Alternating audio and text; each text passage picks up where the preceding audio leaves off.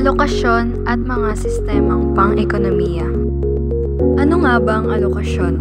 Ang alokasyon ay isang mekanismo ng pamamahagi ng mga pinagkukunang yaman upang lutasin ang suliranin ng lipunan ukol sa kakapusan. Ito ay tumutukoy sa paglalaan ng takdang dami ng pinagkukunang yaman ayon sa pangangailangan at kagustuhan ng tao. Dahil limitado ang mga pinagkukunang yaman, mahalagang gamitin ito ng lipunan sa epesyenteng pamamaraan. Kinakailangang malinaw ang layunin ng paggamit sa mga pinagkukunang yaman upang maiwasan ang pagkaaksaya nito. Narito ang tatlong katanungan pang-ekonomiya. Ano-ano ang mga kalakal at serbisyo ang dapat likhain at gaano karami ito? Paano lilikhain ang mga kalakal at serbisyong ito? Para kanino ang mga lilikhain na kalakal at serbisyo? Ano-ano ang mga kalakal at serbisyo ang dapat likhain at gaano karami ito? Kabilang dito ang pagpili ng mga bagay na dapat likhain at kung ano-ano ang maaaring gawing alternatibo para dito. Ang pangalawa naman ay paano lilikhain ang mga kalakal at serbisyong ito. Kabilang dito kung sino-sino ang lilikha ng mga kalakal at serbisyo at ang mga paraan, teknolohiya at presyo ng mga bagay na kailangan sa paglikha nito. At ang huli naman ay para kanino ang mga lilikhaing kalakal at serbisyo. Kabilang dito kung sino-sino ang makikinabang sa mga malilikhang kalakal at serbisyo at kung paano may sasagawa ang maayos na distribusyon nito. Ang sunod na tatalakayin naman natin kung ano ang sistemang pang-ekonomiya. Ang sistemang pang-ekonomiya ay isang aspeto ng bansa kung saan binibigyang katugunan ang pangangailangan at kagustuhan ng tao. Ang layunin nito ay mapigilan ang labis-labis sa paglikha ng mga kalakal o serbisyo at gayon din upang maiwasan ang kakulangan sa mga bagay na ito.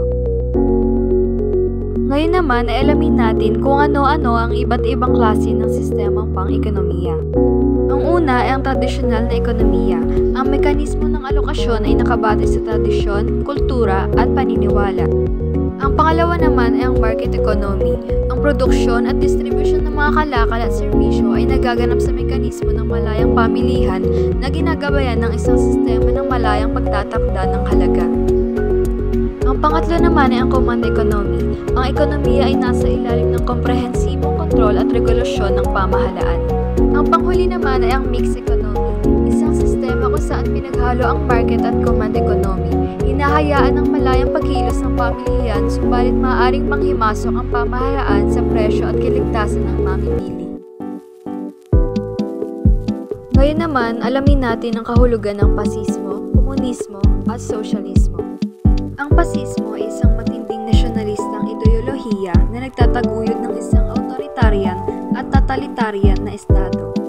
Samantalang, ang komunismo naman ay isang ideolohiya at sistema ng pamahalaan na nagsusulong ng isang lipunan na walang klase, kung saan ang mga paraan ng produksyon ay pag-aari ng estado o ng mga tao. At ang huli naman ang sosyalismo, isang ideolohiya at sistema ng pamahalaan na nagsusulong ng isang lipunan na may pantay na karapatan at oportunidad para sa lahat. At ngayon naman, ay ibabahagi ko ang mga aral na natutunan ko sa aralin na ito. Una ay ang pamamaraan na kinasangkutan ng produksyon, pamamahagi at paggamit ng mga produkto o serbisyo sa pagitan ng mga entidad sa loob ng isang partikular na lipunan. Natutunan ko rin ang mga konsepto ng alokasyon at pagpapasya kung paano gagamitin ang limitadong yaman ng isang bansa.